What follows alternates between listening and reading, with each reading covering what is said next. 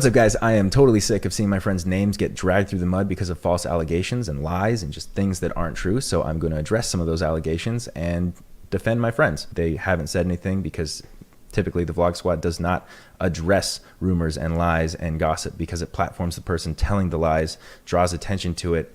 And we know who we are. We know our character. We know we're good people, and we know it's not true. But this has gotten to a point where it's such a serious accusation that it needs to be addressed. Everybody makes mistakes. I am not an angel. I've definitely made mistakes myself. And all we can hope for when we make mistakes is to learn and grow from those mistakes. That being said, telling a lie is a mistake itself, and there's been a lot of that going around. First of all, David's a great person. Jason's a great person. In fact, they're both fantastic people. David doesn't have a mean bone in his body. He's so nice. When someone does something that really upsets him, he gets disappointed instead of angry and be like, why'd you do that? Like, that's not cool, dude. And Jason also is like the sweetest, most caring, there for you anytime you need him person in the world. So to see them being attacked like this is just like, it's ridiculous. If you watch David's vlogs, you've seen people come and go from them from time to time, and it's always that person grew apart, their career path changed, they didn't want to be in the videos anymore, and sometimes it's because they did something that wasn't cool.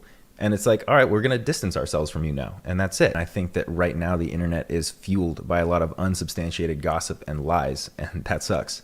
You gotta be careful with what you're putting out on the internet and the claims that you're making without verifying them. If you're telling a lie and it snowballs, it becomes something that you cannot take back. You can't retract it. And then you just end up damaging people's lives for no reason and probably damaging your own life as well. So I would just like to say, don't call it sharing your truth if you're sharing a lie, because it's not true. Seth accused David and Jason of sexual assault for a kissing prank that was done in 2017, which is so fucked up because he was part of the videos, he knows what we do, and then after the prank was finished, David asked him. Not too long after that, I had an idea to pull the prank on him again, so I thought it would be fun to blatantly ask him for consent. Do I have permission to try to prank you again and get you to make out with Jason? I'm very confused by that, because how the hell could you be so confident to tell me that I have to consent to something that I'm not gonna know that I'm gonna do?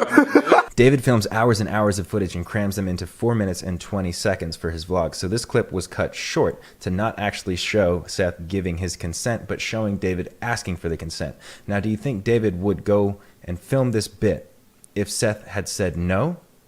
No. There's no way in hell. This is from a period of time when David was always at my house editing, and I very vividly remember when he was editing that clip, there was a clip in there of Seth agreeing and giving his permission to film this bit again. He was like, there's no way you're gonna get it on me again. There's no way you're gonna get me again. So go ahead, go for it. You're the best. You're the fucking best, David. This motherfucker told me that this was gonna happen again. And I can always respect the fucking man that keeps his word. You can tell by his reaction at the end of the video that he was pranked, it was all in good fun, and he gave permission beforehand. He gave David props on getting him with that prank a second time. Some of David's vlogs happen just like in real time, you know, like and something will happen and he captures it on film. But most of these things are preconceived and everyone talks about like what bit is going to be filmed. So a lot of the things that Seth was in were his ideas. Not saying that these kissing pranks were his ideas, but he did give consent to them and he partook in them. And he partook in several bits after and before the next ones and was totally fine with it. Like I'd never heard a word from him about being uncomfortable. No one is here to force anyone to do anything. There's a clip somewhere of Seth pranking Jason. 3, 2, 1, action!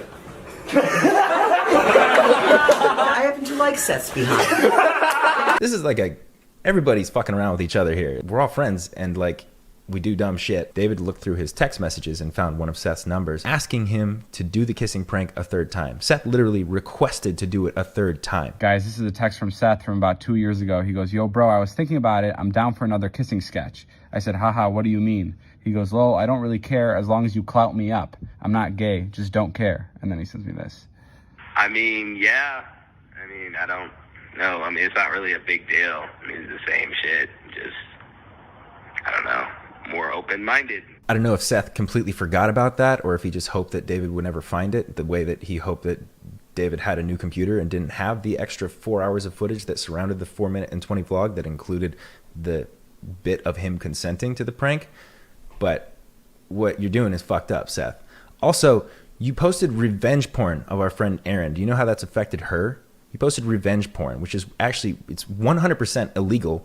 It's totally immoral and so fucked up. Did you get her consent? I don't mean to sound aggressive. I'm trying to be very logical here, but what you're doing and what you've done is so fucked up, and the lies that you're telling are ruining other people's lives. And I know that you spoke to David a couple years ago in private and told him you felt uncomfortable about the video, and so he took the video down.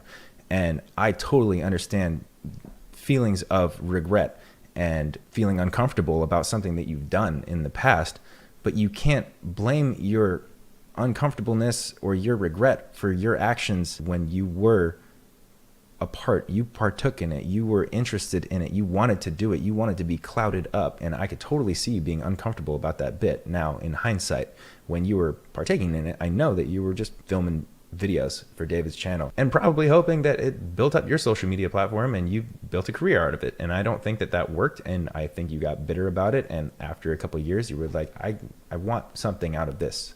I was embarrassed in that prank and I want something out of it, so I'm going to go after them. It's a common tendency for people to go and say that they're not in the videos anymore because they were uncomfortable about doing a bit, and then you were just never hit up again, which is false. In Seth's interview with H3, he talked about the situation in one way, and in his other interviews earlier, he talked about the situation in a completely different way. At the end of the day, I would have laughed at it if it was someone else. You know what I'm saying? So, like, I'm a type of person, if I feel like I would laugh at something, like, don't dish anything out if you wouldn't be willing to take it. So I was just like, I've pranked people before. I've done some fucked up shit. I'm gonna call my mom and see what my mom thinks about this. And I called my mom, and she just started busting up laughing. I'm like, if my mom is laughing her ass off, everyone else are gonna laugh their fucking ass off. I think the magnitude of the lies you've been spreading are unforgivable, and you should face repercussion. I was there creating these moments and bits with them, and you were here creating the moments and bits that you were in